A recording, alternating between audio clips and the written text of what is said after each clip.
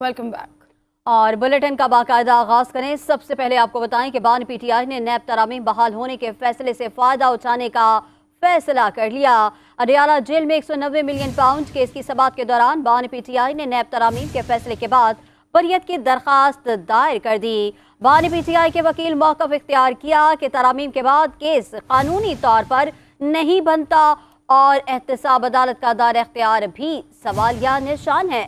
नैब prosecutor के मुताबिक दायर इख्तियार बरकरार होने पर दरखास्त सुनी जा सकती है। अदालत ने समाअत 10 सितंबर तक मुलतवी कर दी है। सुप्रीम कोर्ट ने नैब तरामीम बहाल कर दी हैं, जिससे बानी पीटीआई को तोशाखाना और 190 मिलियन पाउंड केस में रिलीफ मिलने का इम्कान है।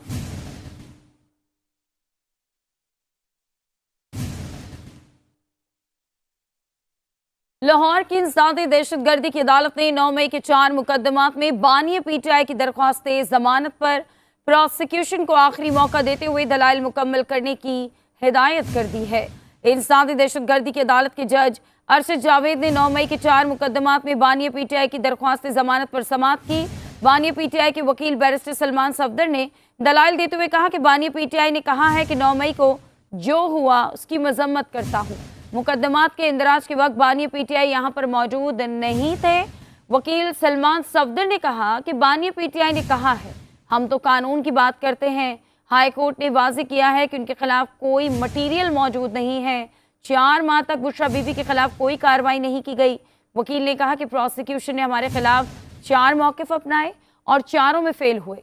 प्रोसिक्यूशन के पास हमारे खिलाफ कोई सबूत मौजूद है तो दे। 24 मुकदमात में जमानतें हो चुकी। क्रिमिनल कानून का मजाक ना उड़ाएं। अदालत ने जमानतों पर समाअत 10 सितंबर तक मुलतवी करते हुए कहा कि मुलजिम के वकला के दलाइल मुकम्मल हो चुके, अब प्रोसिक्यूशन के लिए दलाइल देने का आखिरी मौका है।